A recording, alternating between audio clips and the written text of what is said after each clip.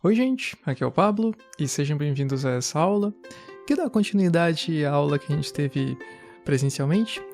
E, bom, vamos continuar falando sobre campo, mas aqui eu vou dar uma aprofundada, eu diria, no conceito de campo especificamente.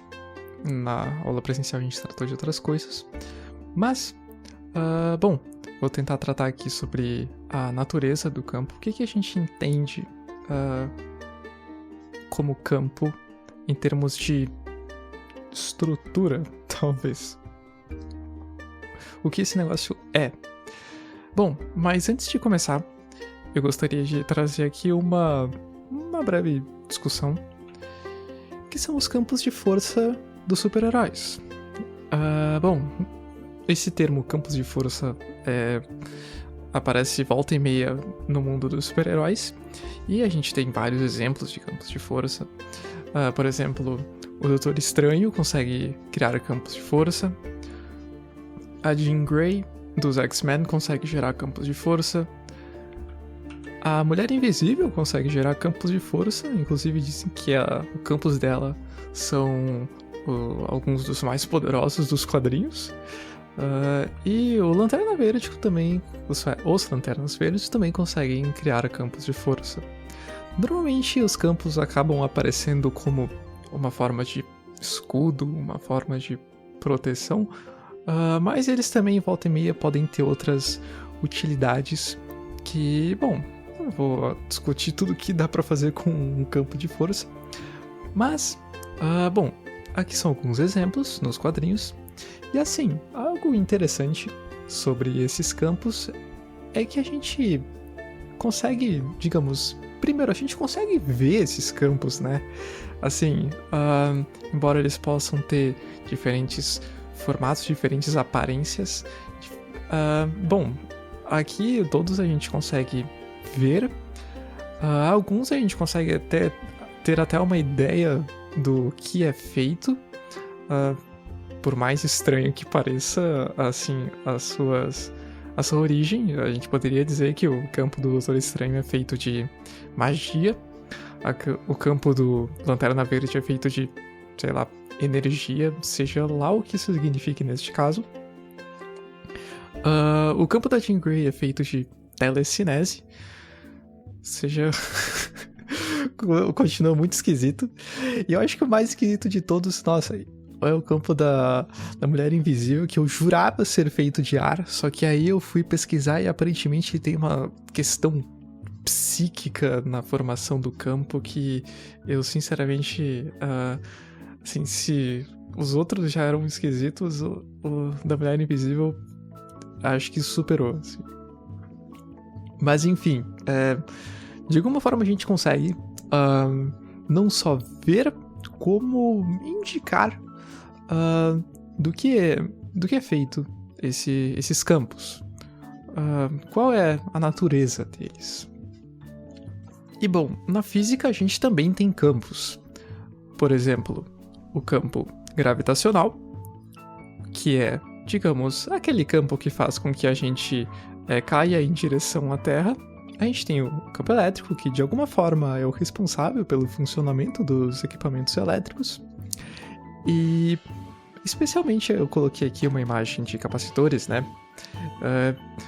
Eu acho que no funcionamento dos capacitores, se vocês forem pesquisar, vocês vão perceber que o campo elétrico ele aparece com bastante evidência. Assim, a entidade campo elétrico ela já está presente em outros fenômenos elétricos, mas nos capacitores ele aparece de uma forma muito, muito evidente. Então, se vocês... Não vou explicar aqui como funciona um capacitor, mas quem quiser pesquisar, fique à vontade. E a gente também tem o campo magnético, que é aquele que faz com que ímãs se aproximem, se afastem, ou faz com que ímãs atraiam pedaços de ferro e alguns outros metais. Aí na imagem vocês podem ver vários imãzinhos prendendo papéis em um quadro. Enfim, eu acho que todo mundo já brincou com algum ímã na vida. E na física, bom, nós temos esses 3 campos. Bom, os campos são conceitos físicos que também tem relação com outro conceito físico, que é o conceito de força. O que parece caminhar um pouco na direção dos quadrinhos, mas eu acho meio simples a gente perceber que no mundo real, assim, os campos na física, seja gravitacional, elétrico ou magnético, a gente não costuma observar eles como a gente consegue observar aqueles dos quadrinhos. E a gente também tem sérios problemas para descrever qual é a natureza dos campos na física. A gente normalmente observa os efeitos dos campos. Por exemplo, campos gravitacionais muito intensos geram aquilo que a gente chama de buracos negros. E campos elétricos muito intensos podem gerar grandes descargas elétricas. E um exemplo disso são os raios entre céu e terra. E bom, mesmo não sendo coisas de quadrinhos, os campos na física conseguem gerar efeitos bem surpreendentes, eu diria. Mas, bom, eu já estava comparando aqui os campos reais com o campo dos quadrinhos e fica essa questão. O que é essa coisa chamada campo? Bom, campos gravitacionais, elétrico e magnético, bom, pelo nome já dá pra perceber que é tudo campo. Deve ter alguma coisa semelhante nessas entidades. Mas o que é essa coisa que a gente chama de campo? Eu apresentei ali pra vocês alguns efeitos práticos dos campos, por exemplo, o fato do campo gravitacional ser aquilo que atrai nós em direção à Terra, e tentando sintetizar um pouco esse conceito, a gente poderia dizer que campo é aquilo que faz a mediação da interação entre corpos distantes. Basicamente, se tem 2 corpos que estão distantes, mas de alguma forma eles fazem uma influência sobre o outro, seja atraindo ou repelindo, a gente poderia chamar aquilo que faz a mediação, aquilo que transmite a informação de um corpo para outro, de campo. Mas ainda não é esse o ponto que eu vou querer explorar nessa aula. Porque a gente ainda está muito na questão de efeitos do campo.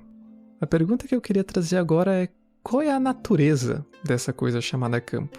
Assim, do que é feito o campo? Qual é a estrutura desse negócio chamado campo? Assim, se desse pra comer, teria gosto de morango?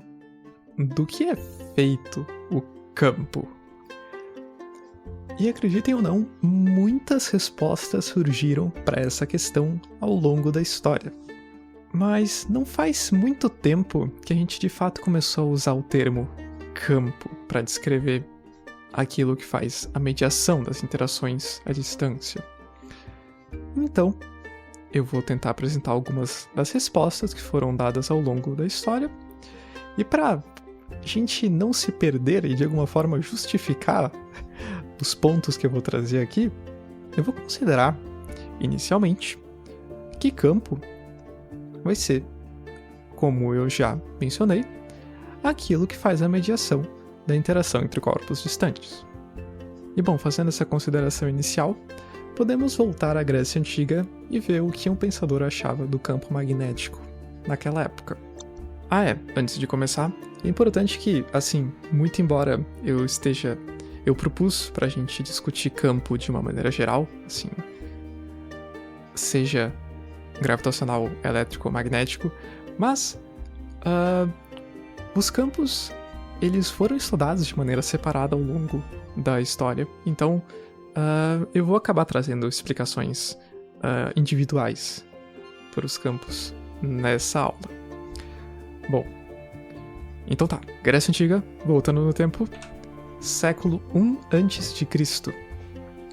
Nós tivemos aqui a explicação do Tito Lucrécio Caro para o campo magnético.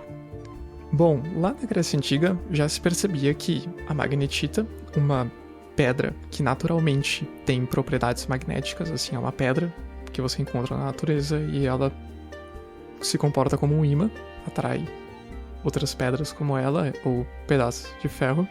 Bom, Lucrécio, percebendo que a magnetita atraía o ferro, aí deixa uma imagem de uma espada de ferro, ele propõe o seguinte, que o que faz a mediação dessa atração seria fluxos de partículas entre os objetos. No caso, começaria assim. Sairia um fluxo de partículas da magnetita. Essas partículas iriam de alguma forma dissipar o ar. Elas de fato abririam um caminho, afastariam o ar entre os dois objetos e essas partículas terminariam sendo de alguma forma absorvidas pelo outro objeto. No caso, a espada de ferro, aqui na nossa ilustração. Depois, surgiria um outro fluxo de partículas, saindo do ferro e indo em direção à magnetita. Essas partículas, saindo do ferro, elas de alguma forma iriam puxar o ferro pelo espaço vazio criado pelo fluxo anterior, e assim o pedaço de ferro seria puxado em direção à magnetita. Então tá, então aqui o campo seriam fluxos de partícula. Bom, hoje é bem fácil perceber que não é assim que acontecem as coisas, assim, não se cria um vácuo entre dois objetos, mas é interessante pensar como o Lucrécio colocou fé em algum fenômeno que seria gerado por partículas que ele não conseguia ver, pelo menos naquela época.